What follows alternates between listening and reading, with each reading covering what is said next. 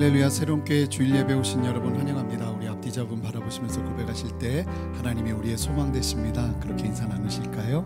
하나님이 우리의 소망 되십니다. 아멘. 우리 다 같이 일어나셔서 주님께 전심으로 찬양하며 나가겠습니다.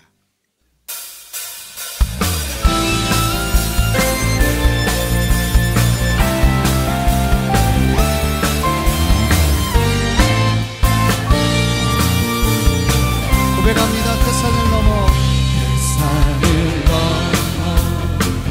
언곡에 가고 빛 가운데로 걸어가며 주께서 항상 지키시기로 약속한 말씀. 우리 다시 한번 선포합니다. 대산을 넘고 한복을 가도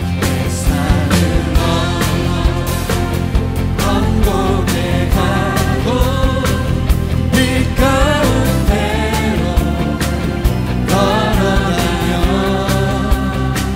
주께서 항상 지키시기로 약속한 말씀. 우리 함께 선포합니다.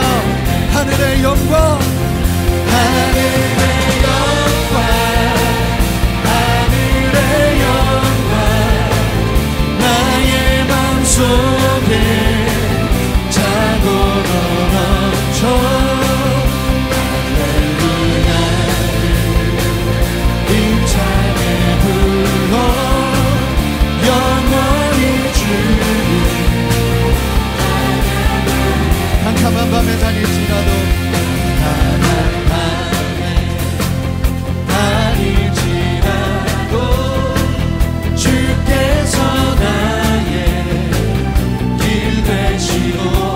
나에게 밝은 빛이 되시니 길 잃어버린 영영. 함께 선포합니다. 하늘의 영광, 할렐루야. 하늘의 영광, 나의 맘속에 차고로 넘쳐.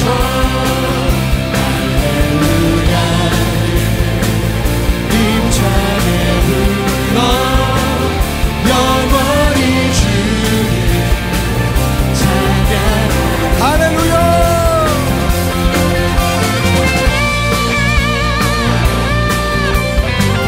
이것을 충만하게 역사하시는 하나님의 영광을 찬양합니다. 주님의 눈에 눈들어 바라보니 우리와 함께 하시옵소서.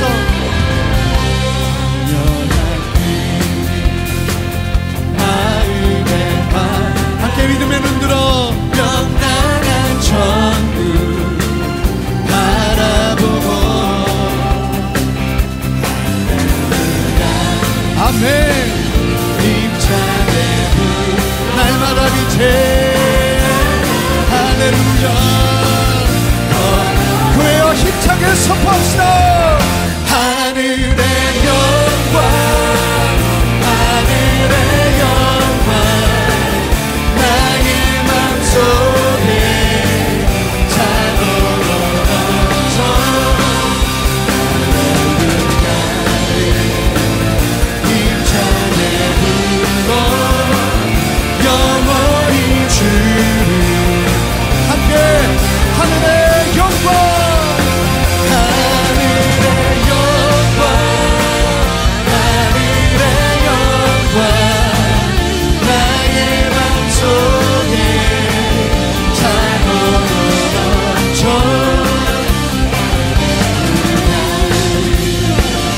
힘차게 불러 영원히 주를 찬양하리. 할렐루야. 우리 안에 역사하시는 주님의 그 놀라운 영광을 찬양합니다. 주의 영광을 우리에게 보이시옵소서. 할렐루야. 우리 더 큰 박수로 주께 영광 돌려드립시다. 아멘.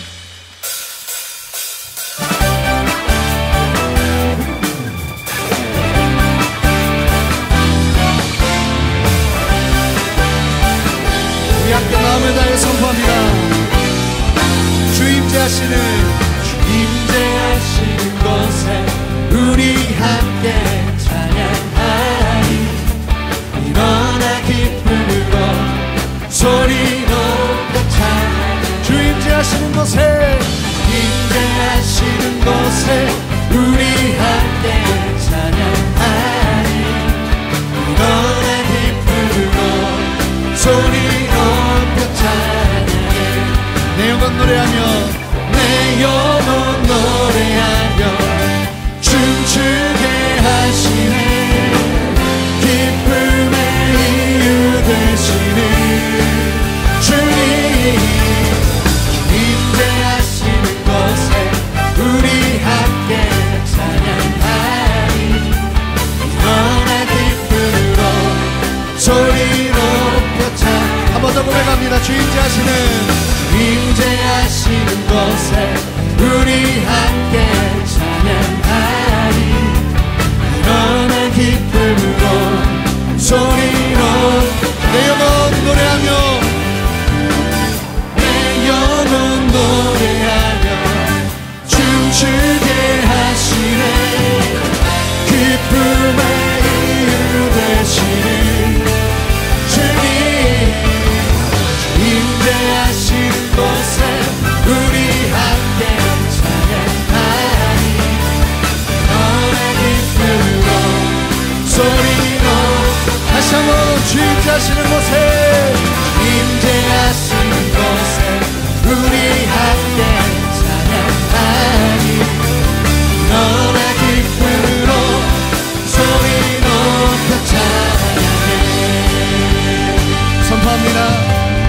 그리 아니하실지라도 감사해요.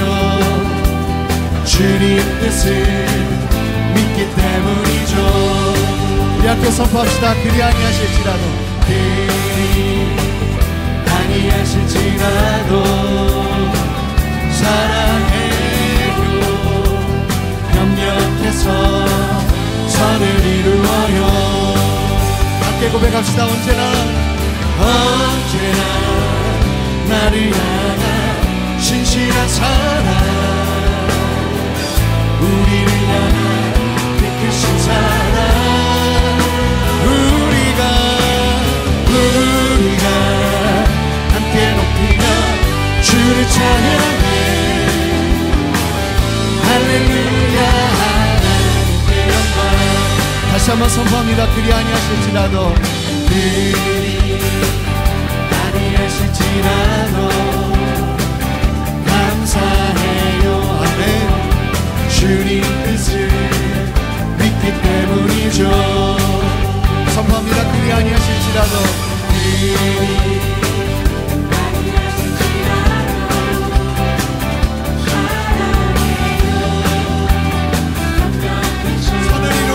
선을 이루어요. 우리 함께 고백합니다. 언제나 나를 향한 신실한 사랑. 우리를 향한 그 크신 사랑. 그 사랑. 우리가 함께 높이며 주를 찬양해.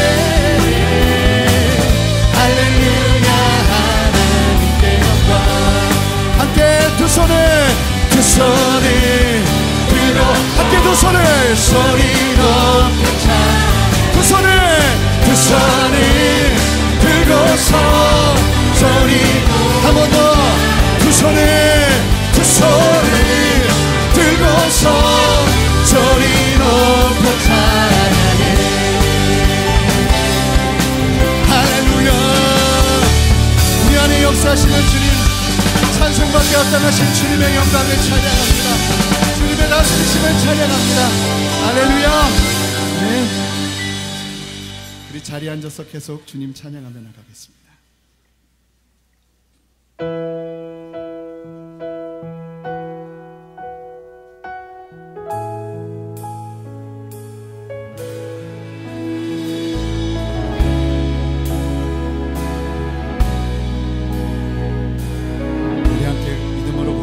주께서 내길 예비하시네.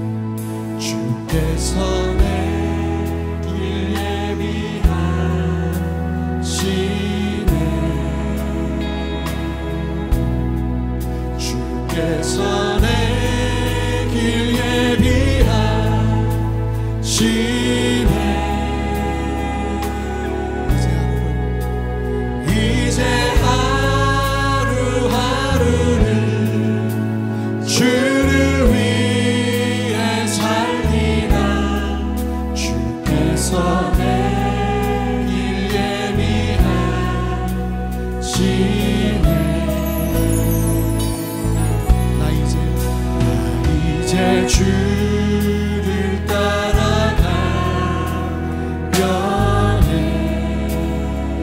나 이제 주를 따라가려네.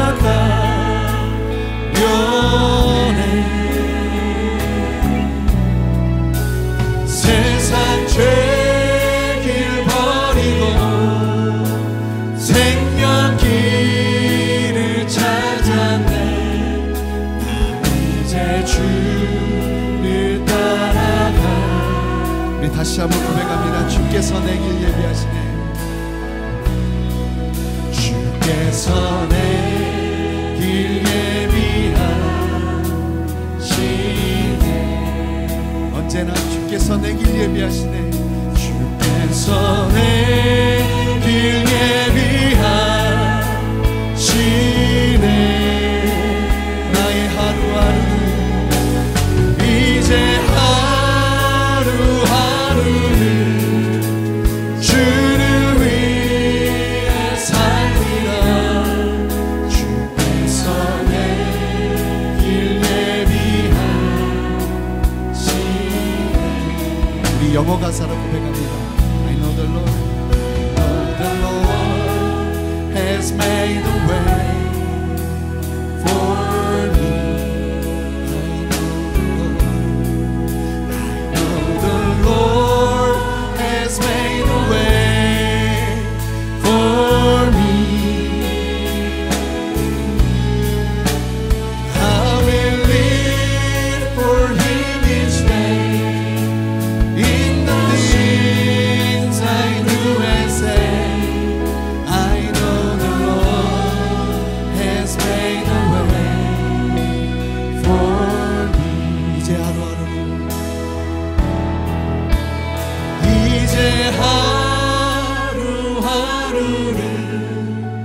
주를 위해 살리라.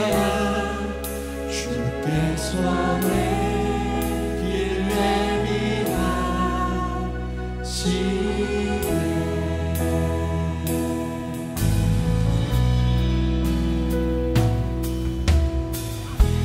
주를 위한 이곳에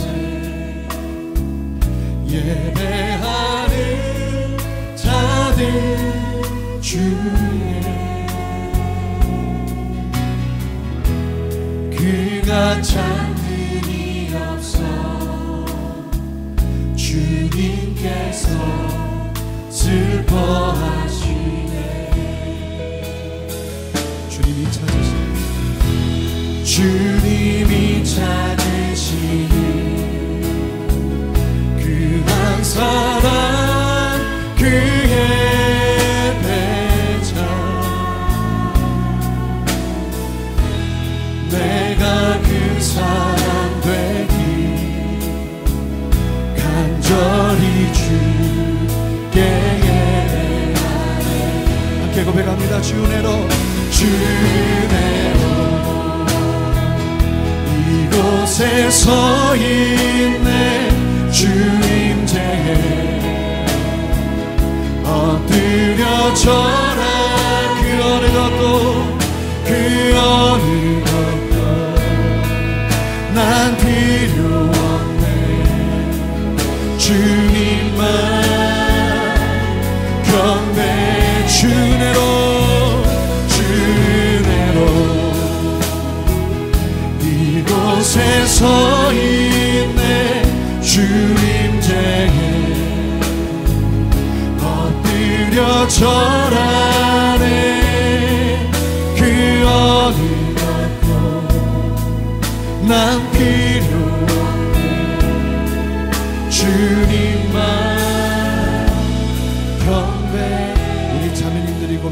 주를 위한 이곳에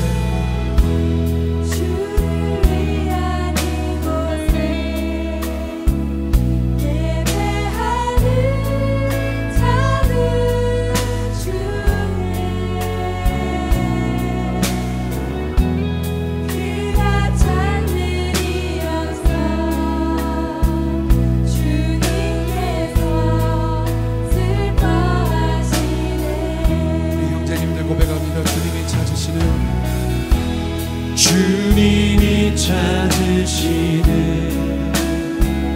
그 한 사람 그의 배전 내가 그 사람 되길 내가 그 사람 되니 간절히 주께 우리 함께 전심으로 함께 고백합니다. 주내로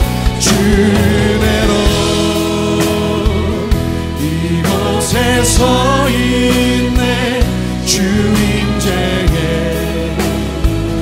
엎드려져라 그 어느 것도 그 어느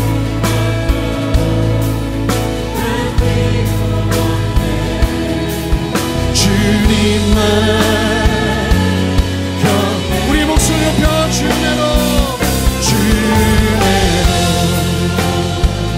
이곳에 서인 주인제에 엎드려 절하네 그 어느 것도 난 필요 없네 주님만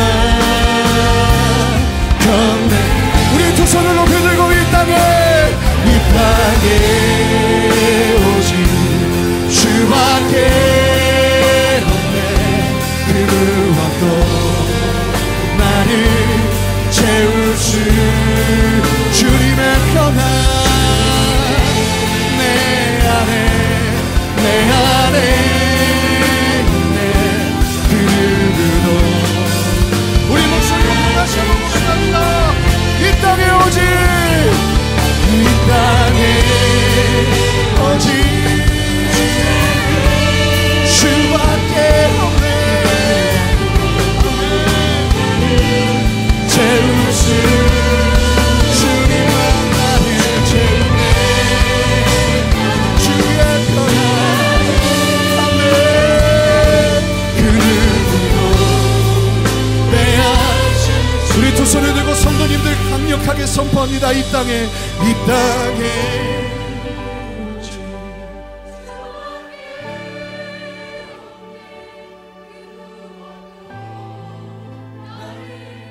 채울 수 없네 주님의 평안 내 안에 있네 그 누구도 빼앗을 수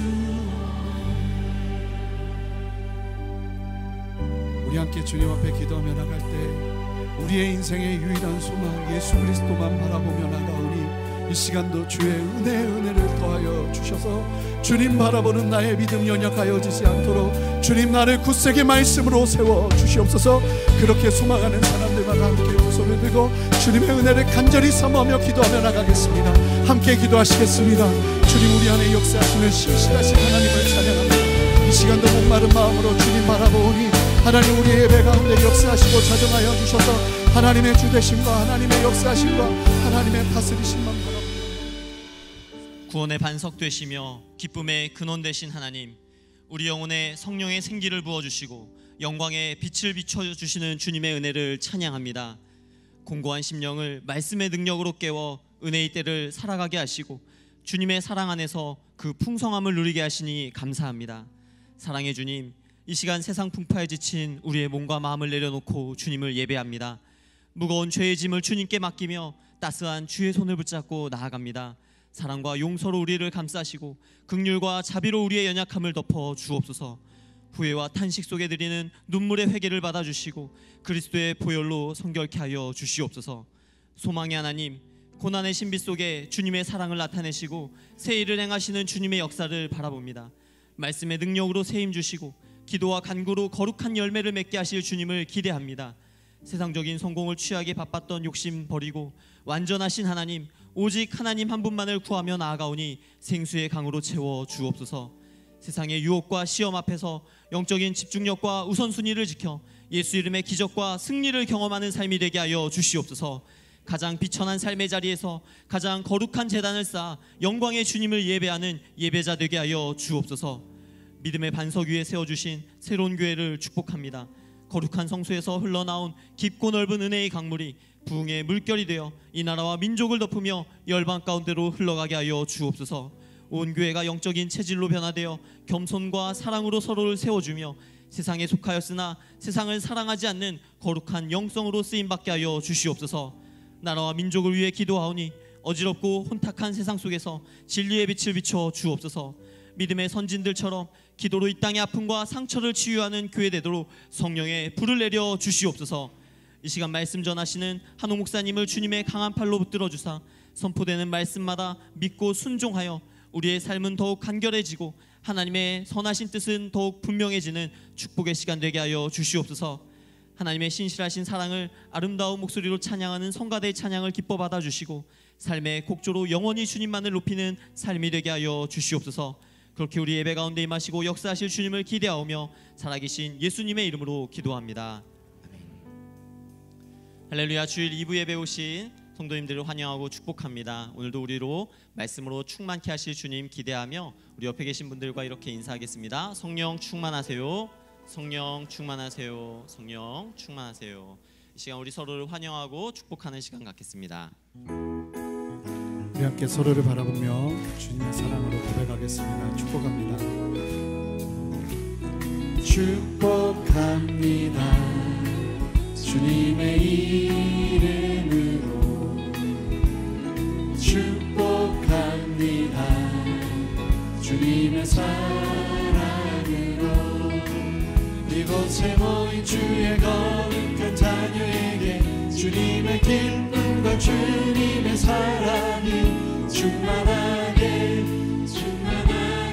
넘치기를. God bless you. God bless you. 우리 더 멀리 있는 지체들 바라보면서 고백하겠습니다. 주님의 사랑으로 God bless you. God bless you. 축복합니다. 주님의 사랑. 우리 박수로 서로를 격려하며 축복하겠습니다.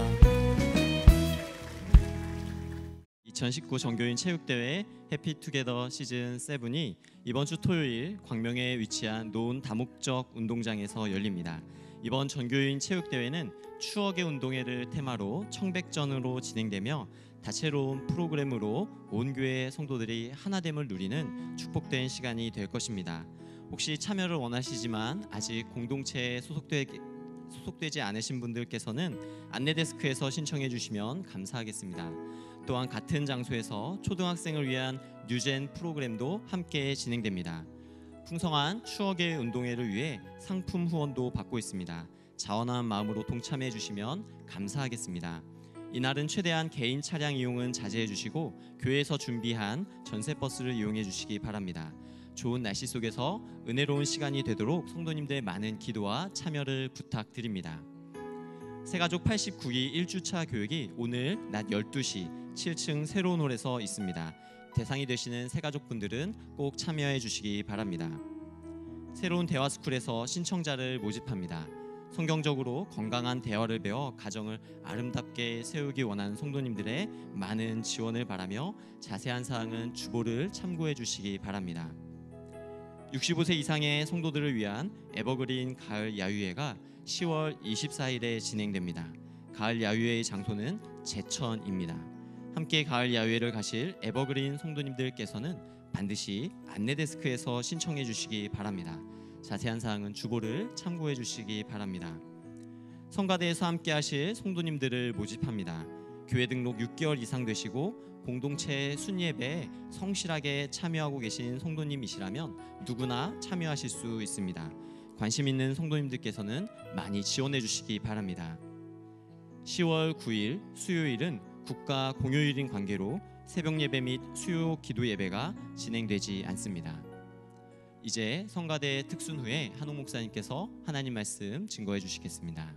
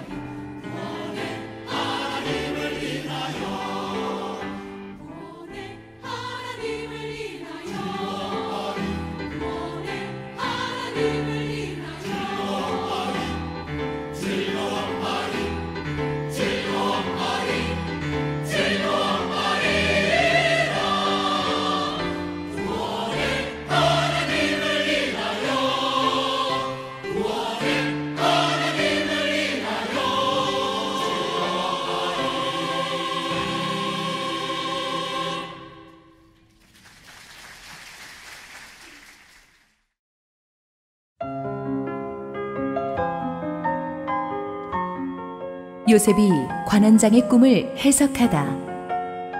창세기 40장 1절에서 23절 말씀입니다. 그 후에 애굽 왕의 술 맡은 자와 떡 굽는 자가 그들의 주인 애굽 왕에게 범죄한지라. 바로가 그 두 관원장 곧 술 맡은 관원장과 떡 굽는 관원장에게 노하여 그들을 진위대장의 집 안에 있는 옥에 가두니 곧 요셉이 갇힌 곳이라. 진위대장이 요셉에게 그들을 수종들게 하매 요셉이 그들을 섬겼더라. 그들이 갇힌 지 여러 날이라. 옥에 갇힌 애굽 왕의 술 맡은 자와 떡 굽는 자 두 사람이 하룻밤에 꿈을 꾸니 각기 그 내용이 다르더라. 아침에 요셉이 들어가 보니 그들에게 근심의 빛이 있는지라. 요셉이 그 주인의 집에 자기와 함께 갇힌 바로의 신하들에게 묻되 어찌하여 오늘 당신들의 얼굴에 근심의 빛이 있나이까? 그들이 그에게 이르되 우리가 꿈을 꾸었으나 이를 해석할 자가 없도다. 요셉이 그들에게 이르되 해석은 하나님께 있지 아니하니이까. 청하건대 내게 이르소서. 술 맡은 관원장이 그의 꿈을 요셉에게 말하여 이르되 내가 꿈에 보니 내 앞에 포도나무가 있는데 그 나무에 세 가지가 있고 싹이 나서 꽃이 피고 포도송이가 익었고 내 손에 바로의 잔이 있기로 내가 포도를 따서 그 즙을 바로의 잔에 짜서 그 잔을 바로의 손에 들였노라. 요셉이 그에게 이르되 그 해석이 이러하니 세 가지는 사흘이라. 지금부터 사흘 안에 바로가 당신의 머리를 들고 당신의 전직을 회복시키리니 당신이 그 전에 술 맡은 자가 되었을 때에 하던 것 같이 바로의 잔을 그의 손에 들이게 되리이다. 당신이 잘 되시거든 나를 생각하고 내게 은혜를 베풀어서 내 사정을 바로에게 아뢰어 이 집에서 나를 건져주소서. 나는 히브리 땅에서 끌려온 자요 여기서도 옥에 갇힐 일은 행하지 아니하였나이다. 떡 굽는 관원장이 그 해석이 좋은 것을 보고 요셉에게 이르되 나도 꿈에 보니 흰떡 세 광주리가 내 머리에 있고 맨 윗광주리에 바로를 위하여 만든 각종 구운 음식이 있는데 새들이 내 머리의 광주리에서 그것을 먹더라. 요셉이 대답하여 이르되 그 해석은 이러하니 새 광주리는 사흘이라. 지금부터 사흘 안에 바로가 당신의 머리를 들고 당신을 나무에 달리니 새들이 당신의 고기를 뜯어 먹으리이다 하더니 제3일은 바로의 생일이라. 바로가 그의 모든 신하를 위하여 잔치를 베풀 때에 술 맡은 관원장과 떡 굽는 관원장에게 그의 신하들 중에 머리를 들게 하니라. 바로의 술 맡은 관원장은 전직을 회복하매 그가 잔을 바로의 손에 받들어 드렸고 떡 굽는 관원장은 매달리니 요셉이 그들에게 해석함과 같이 되었으나 술 맡은 관원장이 요셉을 기억하지 못하고 그를 잊었더라. 할렐루야. 우리 하나님께 감사와 영광의 박수 올려드렸습니다. 우리 함께 기도하시고 하나님 말씀 보겠습니다. 사랑하는 아버지 은혜를 감사합니다. 이 세상은 정말 우리를 절망시키고 불안하게 하고 낙심스럽게 하지만 오늘 주님의 임재 앞에 나왔습니다. 주께서 말씀으로 우리를 새롭게 하시고 부족한 종을 온전히 가리시고 주의 영광을 보이시옵소서. 예수님 이름으로 기도했습니다. 아멘.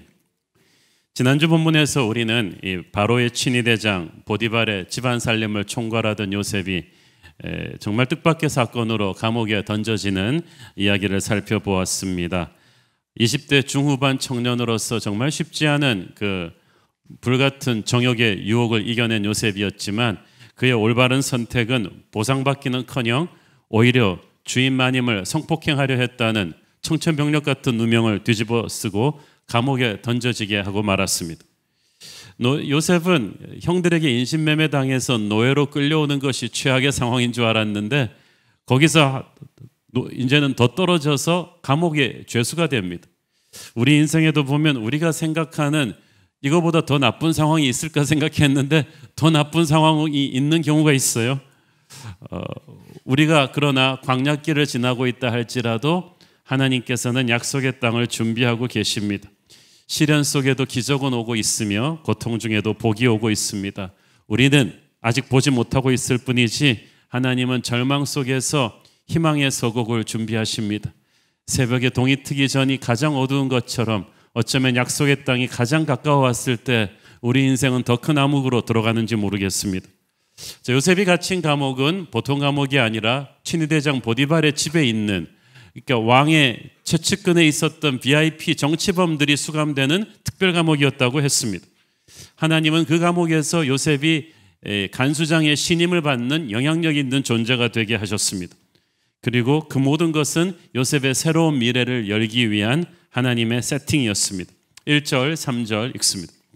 그 후에 애굽왕의 술 맡은 자와 떡 굽는 자가 그들의 주인 애굽왕에게 범죄한지라 바로가 그 두 관원장, 곧 술 맡은 관원장과 떡 굽는 관원장에게 노하여 그들을 친위대장의 집안에 있는 옥에 가두니 곧 요셉이 갇힌 곳이라.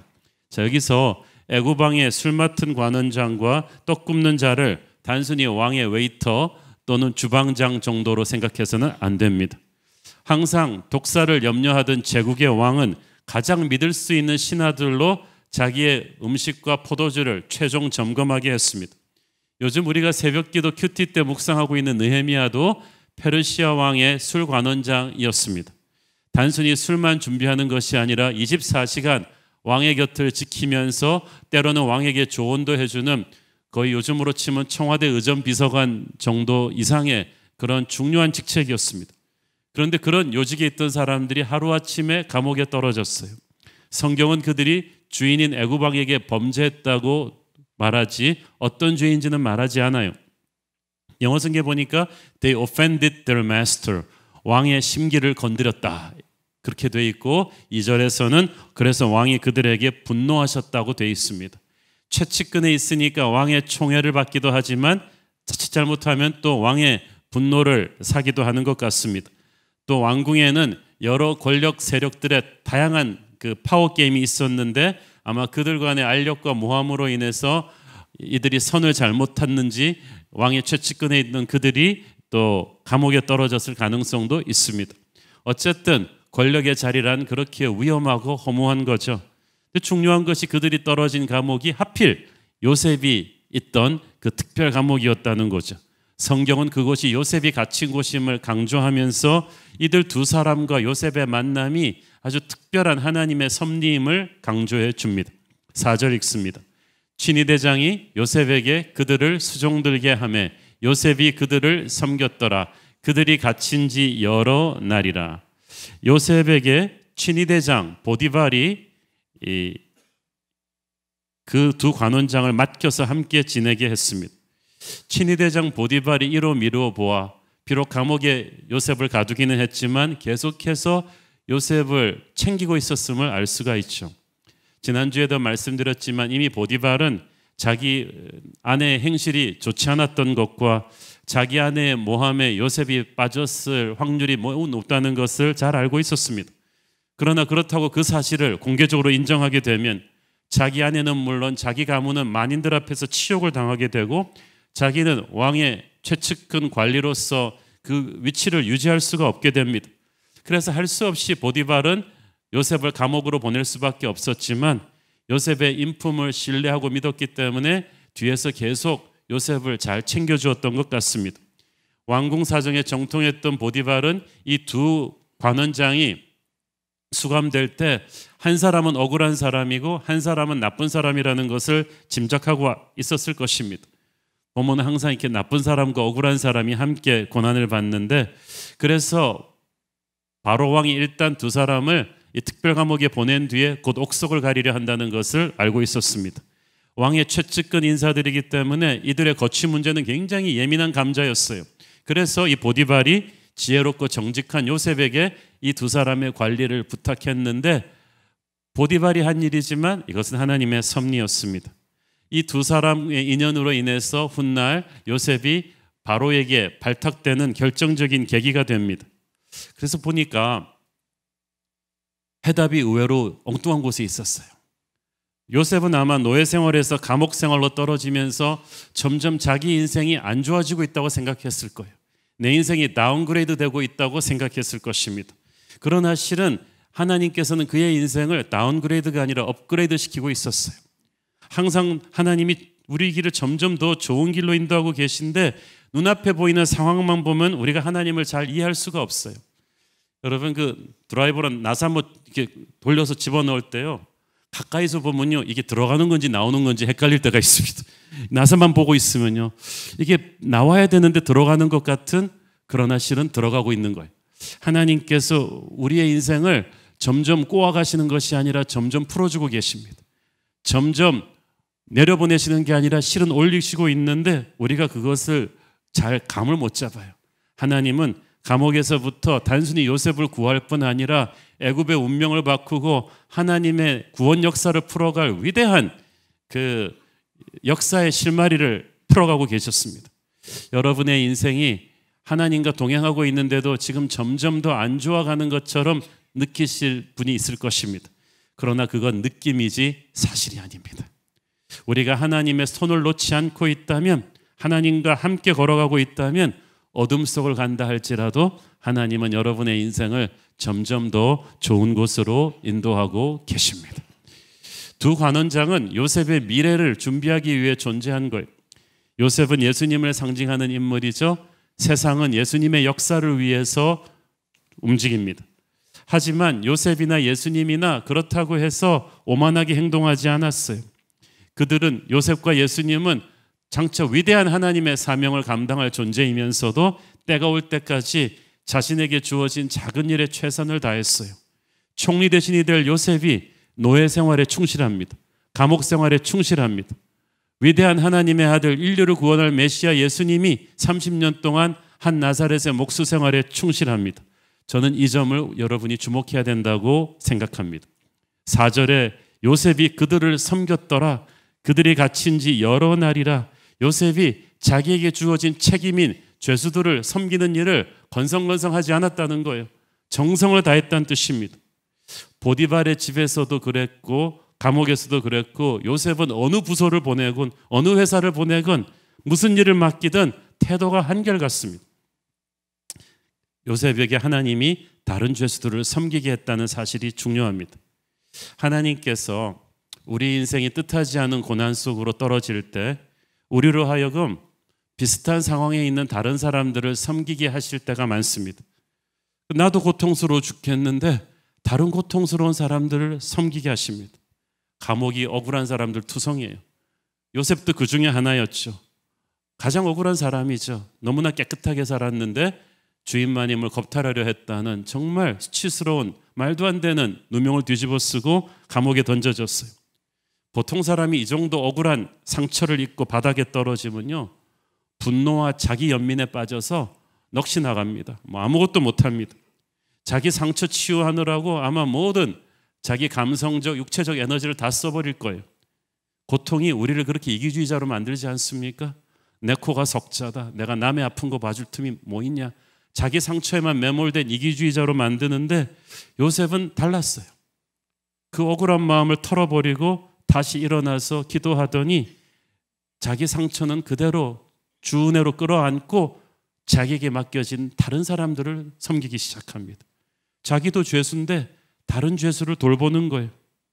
사람이 어려울 때 남 돕기 어렵거든요. 민심은 곳간에서 난다고, 나도 힘든데 어떻게 남을 도와요? 그런데 자신도 억울하게 노예살이, 감옥살이 하면서도 요셉이 남을 섬기고 있습니다. 자기 상처가 그렇게 많은데 그 상처를 보혈의 은혜로 추스리면서 다른 사람들을 섬기는 거예요. 이것이 요셉의 위대한 점이에요. 하나님께서는 요셉을 고난에서 건져내 주시기 전에 먼저 다른 사람의 아픔을 돌아볼 수 있는 큰 사람으로 키워가십니다. 여러분이 억울한 고난의 시간을 이르갈면서 아무것도 안 하고 그냥 넋놓고 앉아서 시간만 때워서는 안 돼요. 그 시간 동안에 하나님이 여러분에게 원하시는 것이 있는데, 하나는 기도하는 것이고 하나는 섬기는 거예요.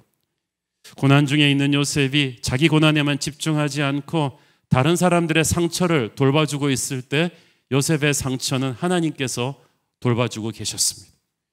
이제 곧 다루게 되겠지만 요셉은 꿈을 해석할 수 있는 은사가 있었어요. 그래서 두 관원장의 꿈을 해석해 줌으로써 그 은사를 가지고 두 사람을 도움으로써 훗날 바로왕의 꿈을 해석할 수 있는 기회를 갖게 되죠.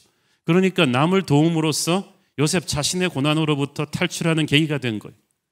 여러분은 모르지만 남을 도우면서 실은 여러분은 자기 자신을 돕고 있는 거예요. 하나님께서는 우리가 다른 사람들을 섬기면서 오히려 우리 자신이 복받는 길로 인도하십니다. 이것이 하나님의 신비입니다. 이 신비한 법칙을 모르고 많은 사람들이 자기 인생이 힘들면 사역을 놔버려요. 아휴, 막 내가 직장도 잘렸는데 무슨 주일학교 교사를 해. 내가 이렇게 돈도 없는데 무슨 헌금을 해. 내가 집에 부부관계가 이렇게 안 좋은데 내가 무슨 교회에서 뭐 선교를 가. 뭘 모르시는 거예요. 요셉이 감옥살이를 하면서도 다른 죄수들을 섬깁니다. 요셉이 노예 생활을 하면서도 다른 노예들을 섬깁니다. 우리가 힘든 상황에 있을수록 우리는 일어나서 누군가를 섬기는 사역을 해야 합니다.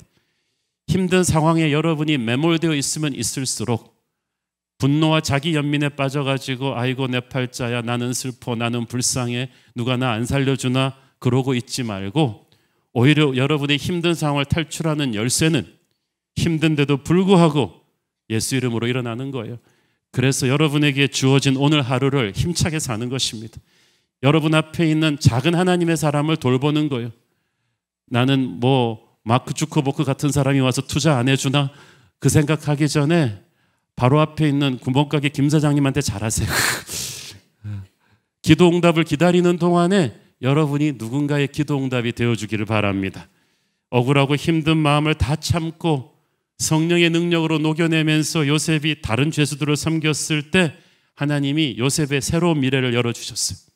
여러분이 약속의 땅을 기다리면서 여러분 앞에 있는 이 작은 일을 포기하면 안 돼요. 여러분이 고통스러운 자들을 섬길 때 하나님께서 여러분의 약속의 땅은 하나님께서 예비하실 것입니다.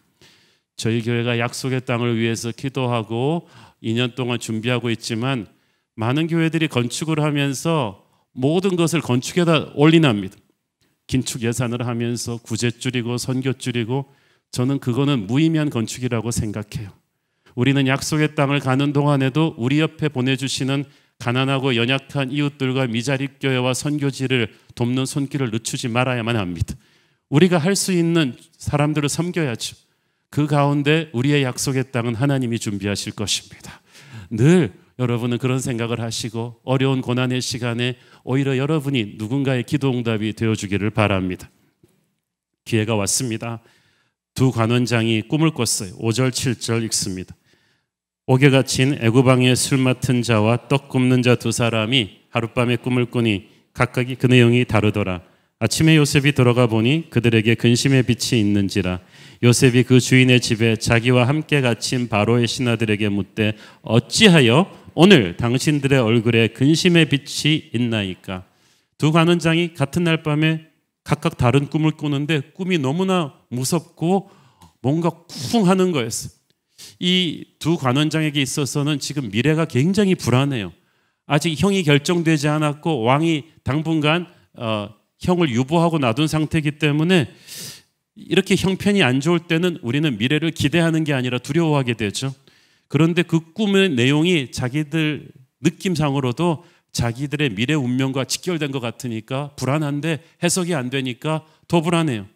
그래서 그날 아침 평소처럼 그들을 섬기러 들어온 요셉이 딱 보니까 두 사람 다 얼굴에 수심이 가득한 거예요.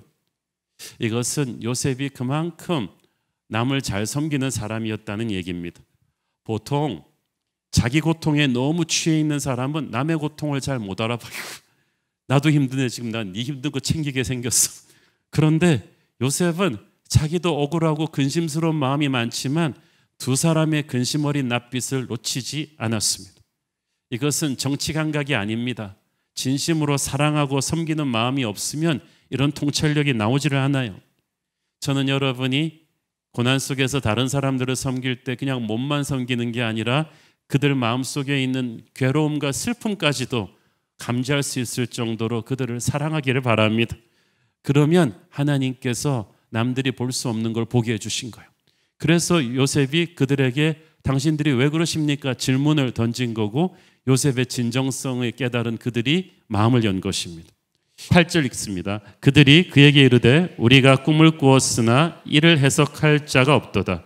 요셉이 그들에게 이르되 해석은 하나님께 있지 아니하나이까 청하건대 내게 이르소서. 자, 고대에는 우리보다 훨씬 꿈을 신성시했습니다.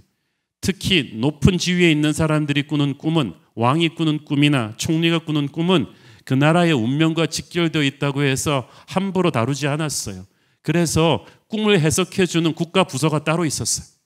국가 최고의 석학들이 거기에 배치되어 있었고 왕이 직접 관리했어요.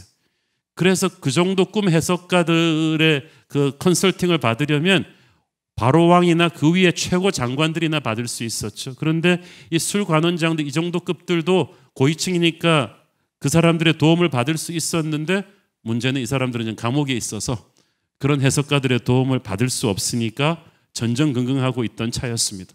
그런데 원래 어렸을 때부터 하나님이 주신 꿈을 많이 꾸었던 요셉이기 때문에 꿈 얘기 듣는 순간 눈이 번뜩였습니다. 성령에 막 감동이 일어났어. 해석이 하나님께 있지 아니하나이까 청하건대 내게 이르소서. 그 말은 이것은 하나님의 능력으로만 풀 수 있는 꿈인데 내가 하나님의 사람이라고 선포한 거예요. 나중에 바로 앞에 가서도 요셉이 똑같은 말을 합니다. 꿈은 인간의 능력으로 푸는 것이 아니라 하나님이 풉니다.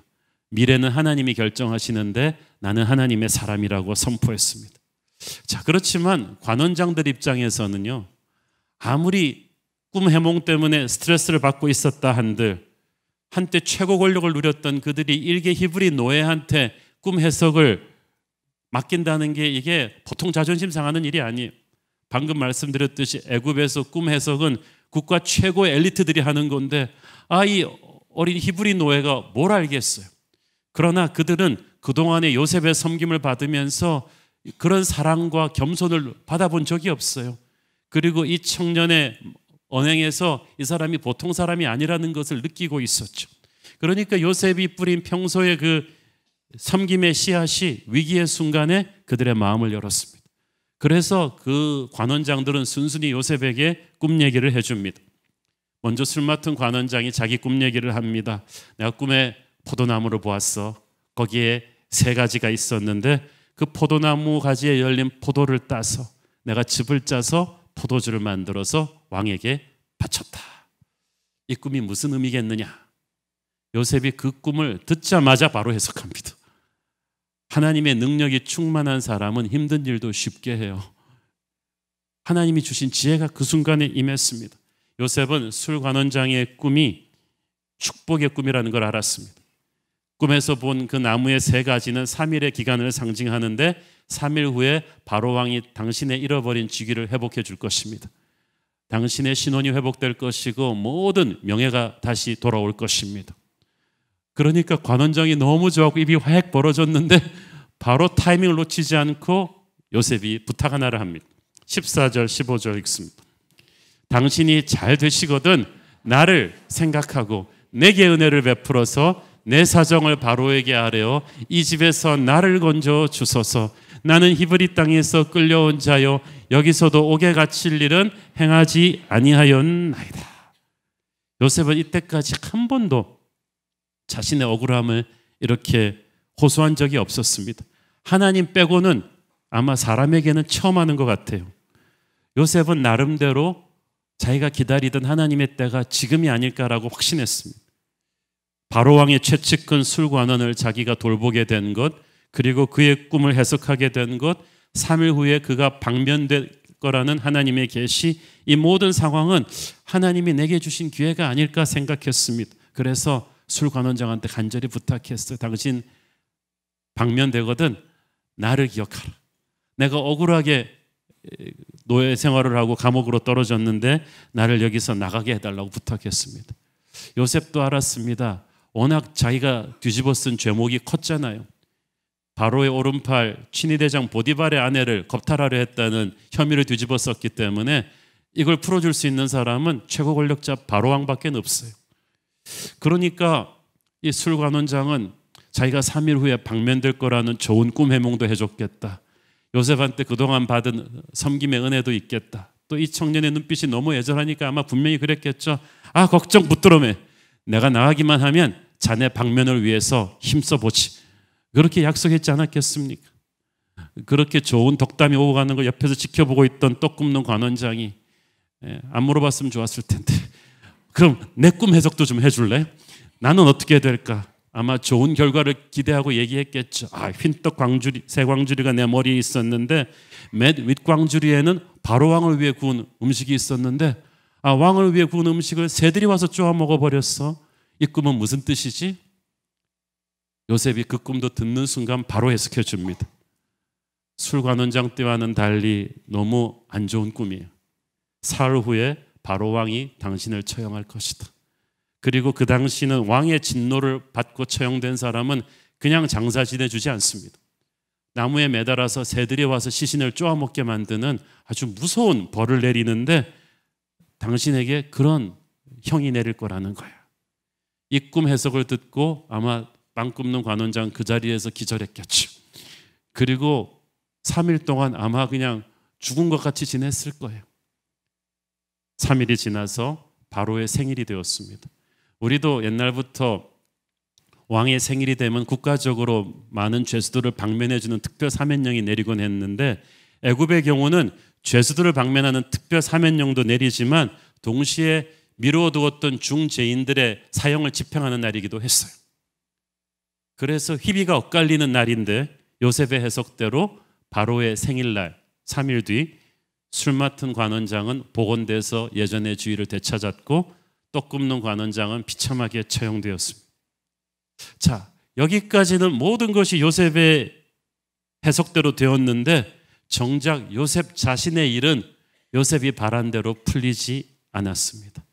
그래서 정말 저도 보면은 요셉의 인생에서 이 23절 말씀이 충격적인 반전입니다. 이게 왜 이렇게 됐지? 같이 읽겠습니다. 술 맡은 관원장이 요셉을 기억하지 못하고 그를 잊었더라. 2번 반복되어 나왔죠. 기억하지 못하고 잊었더라. 한마디로 까맣게 잊었다는 거예요. 야, 진짜 환경이 바뀌면 인간이 바뀐다더니 사람이 이럴 수 있어요.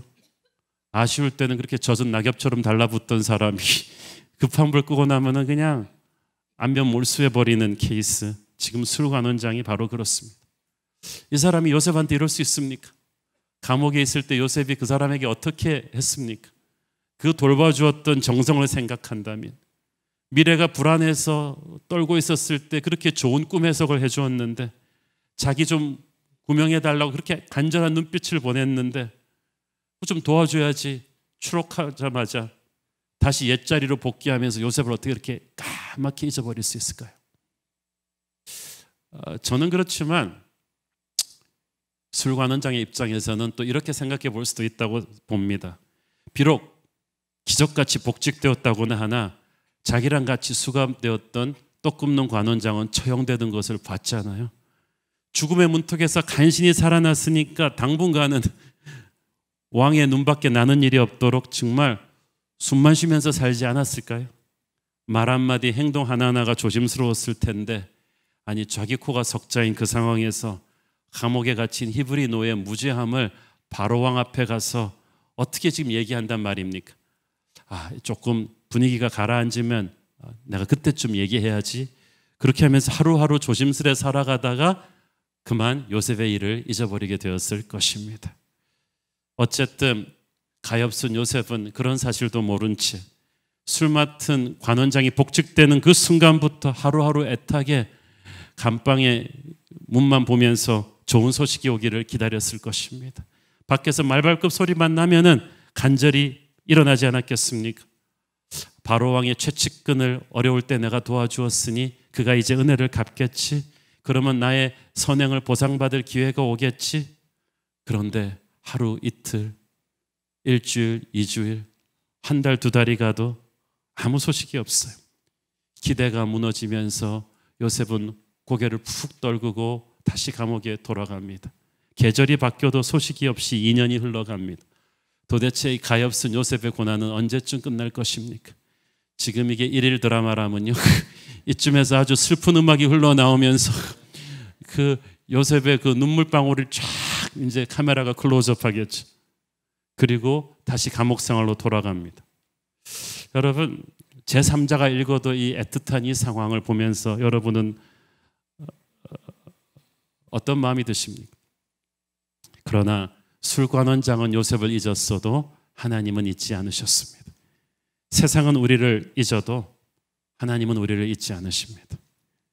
세상의 이름은 배은망덕입니다. 술관원장처럼 한때 우리의 은혜를 입고 난 사람도, 우리가 힘들 때 꼭 은혜 갚겠다고 했던 사람이 자기 급한 불 끄고 나면은 우리를 모른 척하는 케이스가 다반사가 인생 아닙니까? 그러나 하나님은 다르십니다. 여러분, 고난 가운데 버려져 있는 듯한 느낌이 들지라도 절망하지 마십시오. 여러분을 분명히 기억하고 있는 그분이 계십니다. 이사야서 49장 14절 16절 시작. 오직 시온이 이르기를 여호와께서 나를 버리시며 주께서 나를 잊으셨다 하였거니와 여인이 어찌 그 젖 먹는 자식을 잊겠으며 자기 태에서 난 아들을 긍휼히 여기지 않겠느냐. 그들은 혹시 잊을지라도 나는 너를 잊지 아니할 것이라.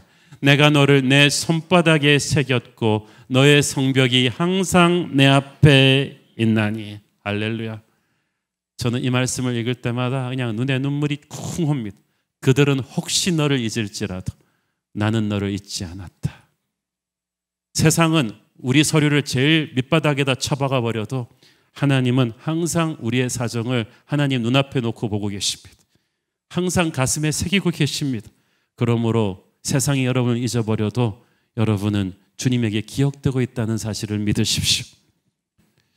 하지만 이 술관원장이 요셉을 기억하지 못하고 그를 잊었더라는 23절 말씀은 아무리 읽어도 너무너무 가슴이 아픕니다.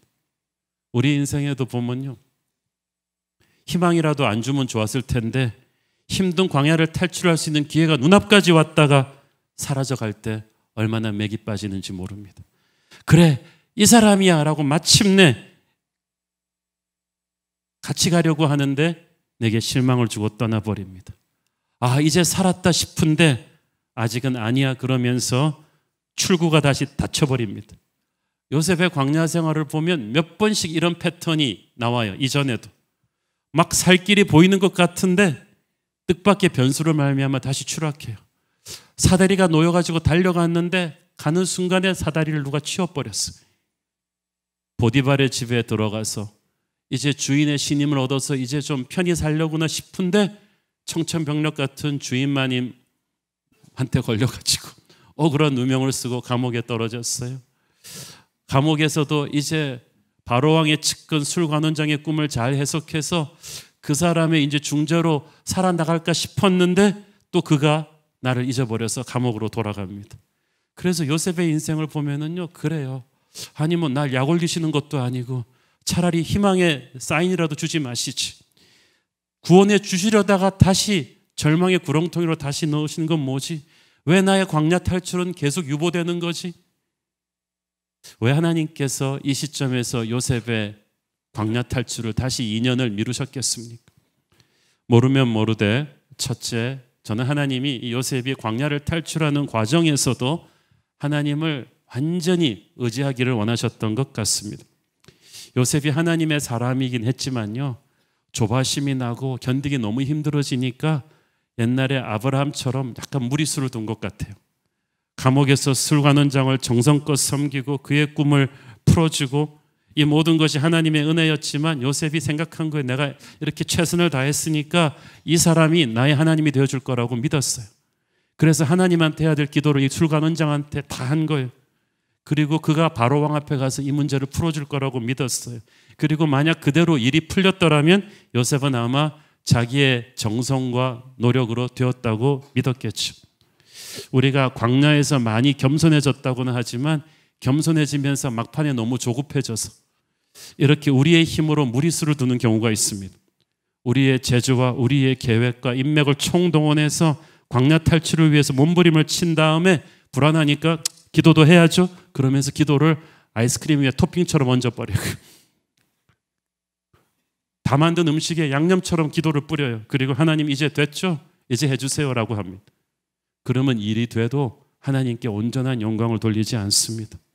기도는 메인 디쉬에 뿌리는 양념이 아니라 메인 디쉬 그 자체예요.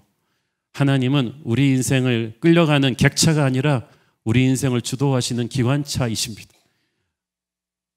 요셉이 닥친 현실이 너무 서글프니까 정성을 기울이고 술관원장을 기대했지만 요셉이 정성을 쏟고 기대했던 술관원장은 요셉을 잊었어요. 요셉의 인간적인 몸부림은 툭 끊어진 거예요. 요셉의 눈앞에 열렸던 기회의 문이 다시 닫혔고 요셉은 다시 감방생활로 돌아갑니다. 눈앞까지 다가왔던 기회가 안개처럼 사라지는 그 순간에 하나님께서 가르쳐 주시는 교훈은 우리의 힘으로는 결코 광야를 탈출할 수가 없다는 거예요. 하나님의 능력만으로 이 광야를 나갈 수가 있다는 것을 요셉은 절감했을 것입니다. 아, 내가 하나님께 할 기도를 이 술관원장에게 했구나. 그 사람은 인간이지 하나님이 아니었구나를 절감했을 것입니다. 둘째, 이 광야 탈출이 유보된 중요한 또 하나의 이유는 하나님께서는 요셉이 가야 할 목적지를 준비하고 계셨습니다.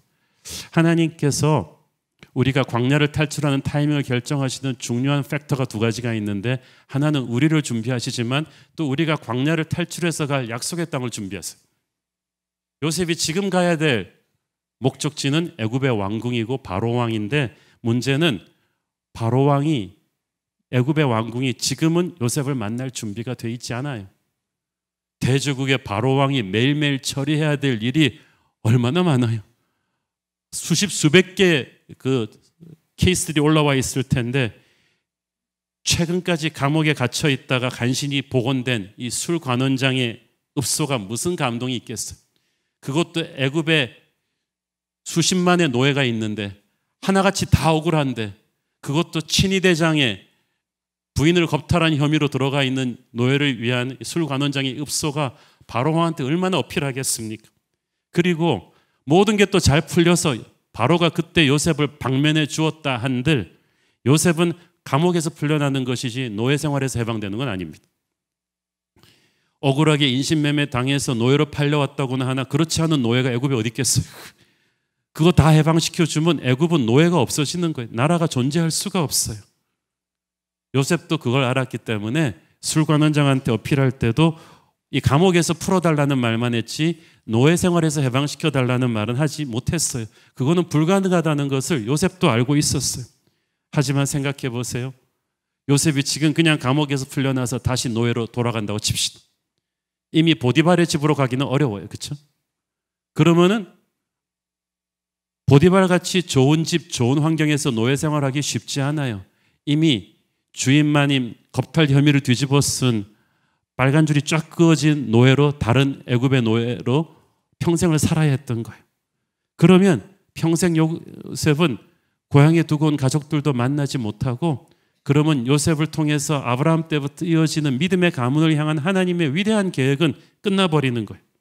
그러니까 지금 감옥 생활이 너무 힘드니까 요셉은 감옥 생활이라도 좀 나가고 싶었지만, 당장은 조금 편해지겠지만 그게 진짜 문제 해결책이 아니에요.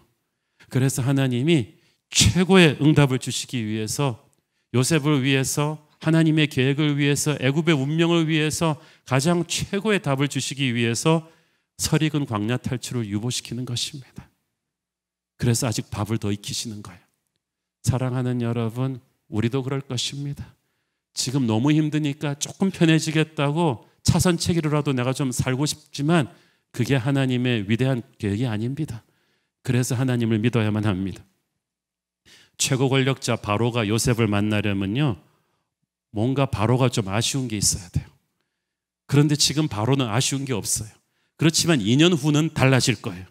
그때는 바로가 도저히 해석할 수 없는 국가의 운명이 굴린 꿈을 꾸게 될 것이고, 그 꿈을 아무도 해석할 수 없기 때문에 천하의 바로 왕이 절박하고 가난한 마음이 될 거예요. 그때 요셉을 만날 때는요, 바로가 절대 갑의 위치에서 만난 게 아니라 완전히 을의 심정으로 가난하고 겸손한 마음으로 요셉을 만나게 될 것이고, 오히려 요셉이 갑의 위치에서 그에게 영향력을 끼치게 되는 거예요. 그거는 2년 후의 일이에요. 그렇기 때문에 지금은 요셉이 이렇게 만나면 안 되는 거예요. 그래서 광야 탈출이 2년 유보가 됩니다. 사랑하는 여러분, 우리도 요셉처럼 이 지긋지긋한 광야 탈출의 문이 눈앞에서 열렸다가 다시 닫히는 때가 있어요. 다시 우회도로로 돌아가야 합니다. 많이 낙심이 됩니다. 그런데 우리가 알아야 될 것은 하나님께서 우리를 준비시키면서 우리가 가야 할 목적지도 더 확실히 준비시킨다는 사실이에요. 우리의 믿음을 더 깊이, 우리의 기도를 더 깊이, 우리의 예배를 더 간절하게, 우리의 겸손을 더 진실하게, 우리의 눈물을 더 절절하게 만들어서 완전히 힘을 빼고 성령의 사람으로 만들어 가시면서 우리가 가야 될 애굽의 왕궁을 준비시키고 계십니다. 그래서 양쪽에 완전히 무르익었을 때, 만나게 하실 때 최대의 시너지가 나는 거예요.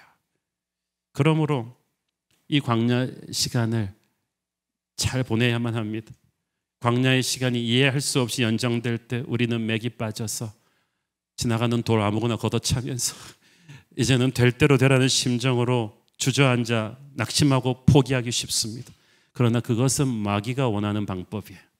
광야는 그렇게 버티는 게 아니라 하나님의 앞으로 더 나가서 엎드려야 돼요. 그리고 이 하루하루를 최선을 다해서 살아내야만 합니다. 바로 왕 앞에 서기 전에 내 앞에 있는 가난하고 불쌍한 영혼 하나를 섬기면서 마음이 서럽고 생각이 복잡해질수록 생각을 심플하게 하나님한테 고정시켜야만 합니다. 하나님은 나를 잊어버리지 않았습니다. 기억하고 계십니다. 우리는 하나님의 크신 계획을 알 수가 없지만 지금도 그분은 나를 위해 일하고 계십니다. 우리가 그를 신뢰하면 할수록 나를 위해 일하시는 그분의 손길은 더 뜨겁고 더 강렬해질 것입니다. 요셉을 준비시키면서 요셉이 가야 할 목적지를 준비시키셨던 하나님, 그래서 요셉은 몰랐지만 고난 가운데서도 복은 오고 있었어요. 사방이 막혔지만 하나님께서 하늘길을 내고 계셨어요. 요셉 앞에 보이는 그 사다리는 치워졌지만 조금 있다가는 초고속 엘리베이터가 요셉에게 놓여지게 될 것입니다. 하나님은 결코 요셉처럼 저와 여러분을 버리지 않으실 것입니다. 강하고 담대하십시오.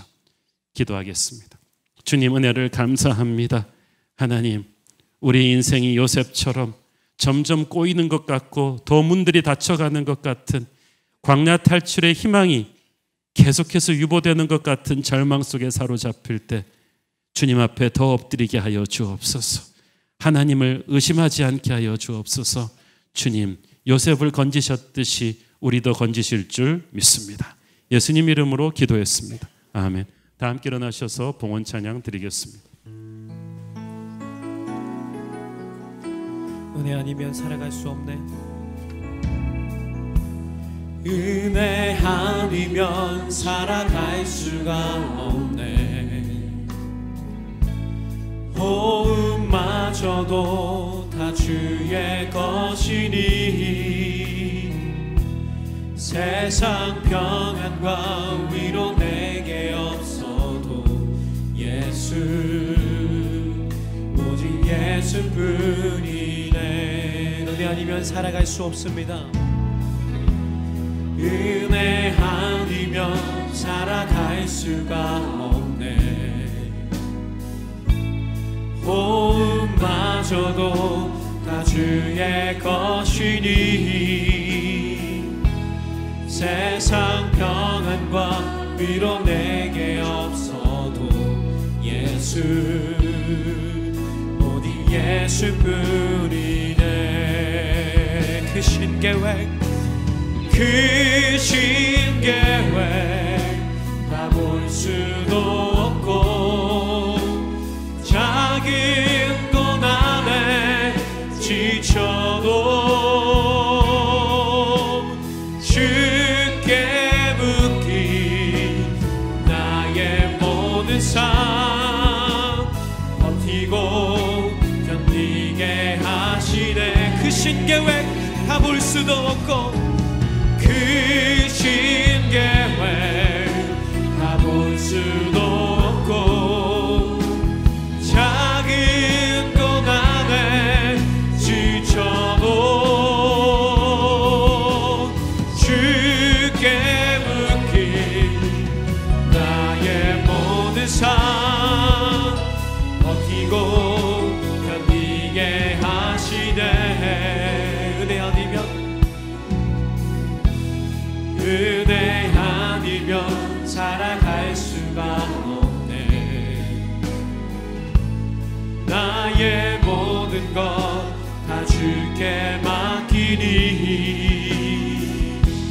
참된 평안과 위로 내게 주신 주 예수, 오직 예수뿐이.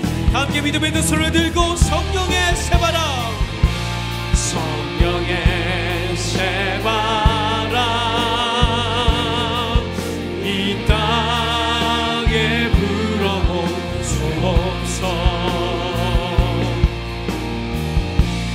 주의 영생기로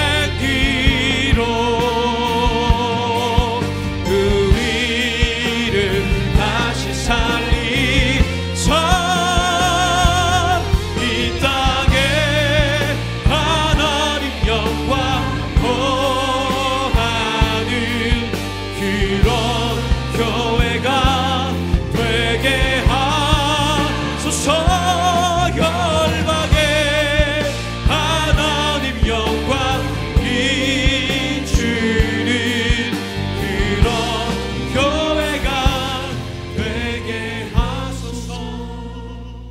사랑하는 아버지, 지금 이 시간에 오늘 본문의 요셉처럼 광야 탈출의 문이 눈앞에서 닫혀버려서 많이 낙심되고 사람에게 실망하고 하나님이 나를 잊으셨다고 생각하는 바로 그 가난한 한 영혼을 위해서 기도합니다.